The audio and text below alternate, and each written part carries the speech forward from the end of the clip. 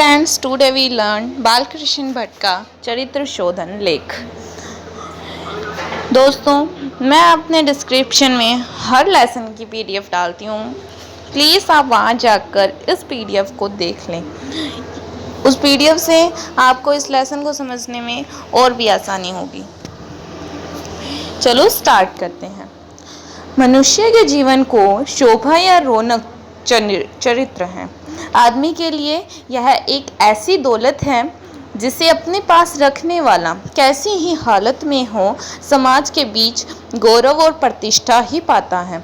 वरन सभी को समूह में जैसा आदर नेक चलन वाले का होता है, वैसा उनके नहीं, जो धन और वैभव से सब भांत रिंजे पुंजे और खुशहाल हैं।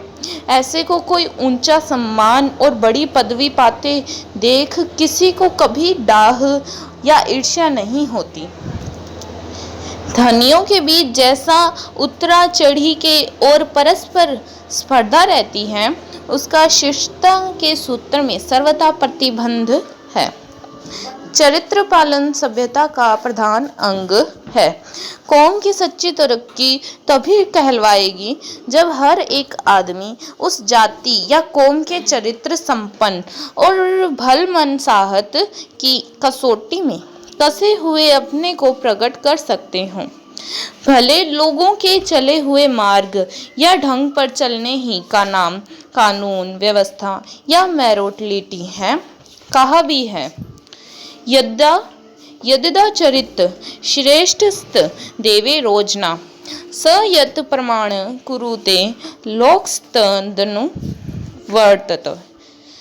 इल्म और लियाकत में हम चाहे उत्कृष्ट विद्वान न हो, अधिक धन भी पास न हो, पर चरित्र की कसौटी में यदि कसे हुए हों तो हम चाहे जैसी दशा में हो, हमारी मातबरी सबों से अधिक समझी जाएगी।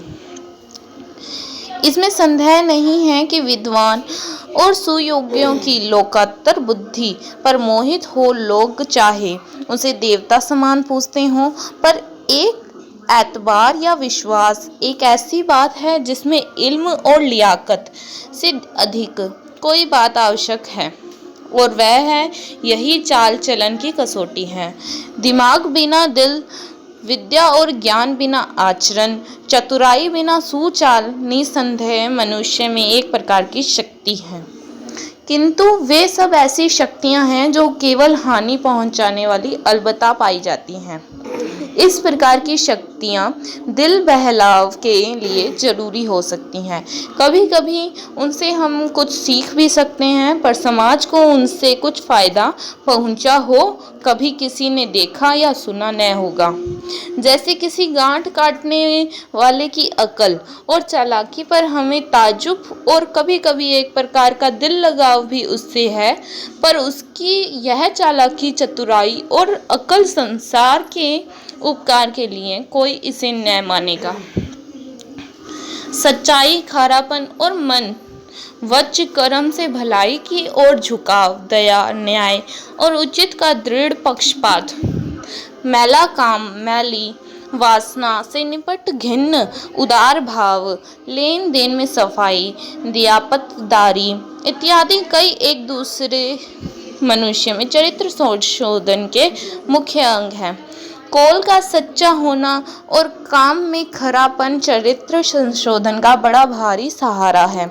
जैसा हमारे मन में हो वैसा ही मुख पर भी। जो मुख पर है वह हम अपने कामों से प्रकट कर दिखावें। मन, वचन और काम में आपस का मेल होना ही महत्व का चारित्र्य है। मन संयंक, वच्य संयंक, कर्मयंक महात्मय नाम। मन संयंत, वच्य संयंत, कर्मयन्य रात्यय नाम। और वह बात उसी से होगी जिसने बनावट और नुमाइश को कभी पहचान ही नहीं, और जो सदा इस बात के लिए चौकस है कि जाहिरा भी हमारा उतना और वैसा ही रहे जो कुछ बातिनी हम में है। सच मानिए, ऐसा को जन समाज में निरादर, अप्रतिष्ठा तथा हेठापन जो समझदार के लिए प्राणांतिक कष्ट है, सहने का कभी मौका ही न मिलेगा। चरित्र शोधन मनुष्य मात्र के जीवन का एक मुख्य उद्देश्य होना चाहिए। ऐसी चलन से रहें जिससे हमारी भी शरीफ और भले मनुष्य में गिनती हो। इसके एक थोड़ी सी फिक्र भी हमारे में शराफत पैदा कर देने के लिए काफ़ी है।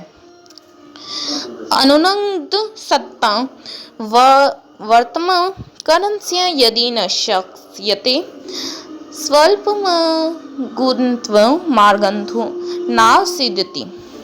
भले लोगों के चले हुए रास्ते पर जो हम पूरी तरह पर न चल सकें तो जितना हो सके उतना ही अमल में लावें।